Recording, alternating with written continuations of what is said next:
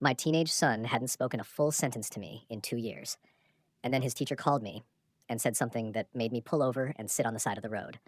The call came on a Wednesday afternoon while I was driving home from work. His English teacher, Mrs. Hale. She apologized for calling out of nowhere and then said she needed to share something with me about Jake's writing, and something in her voice made me pull into a gas station before she finished the sentence. She told me Jake had submitted a personal essay that week. The assignment was simple: write about someone who shaped who you are. Most kids wrote about parents, coaches, grandparents. Jake wrote about me, but not the way you'd expect. He wrote about the version of me from before the divorce, before the years that followed, before whatever had quietly grown between us and hardened into the silence we had both stopped trying to break. He wrote about a specific Saturday when he was 9 years old, a day I barely remembered, when I had canceled my work plans and taken him to an air show because he had mentioned once casually that he wanted to see real planes up close. He wrote that it was the best day of his life.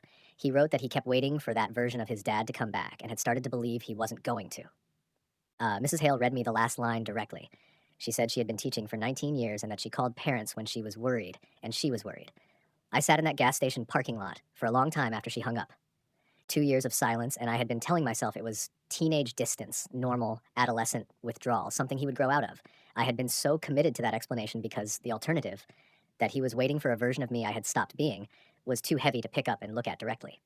I went home and knocked on his bedroom door. He opened it with the expression teenagers reserve for interruptions, guarded, slightly irritated, already preparing to be disappointed. I told him I had spoken to Mrs. Hale. His face changed immediately, a flash of something vulnerable crossing it before he could stop it. I didn't quote the essay back at him, didn't make it a moment. I just asked if he wanted to go somewhere Saturday. He looked at me for a long time. Then he said, "Where?" I said, "Wherever you want."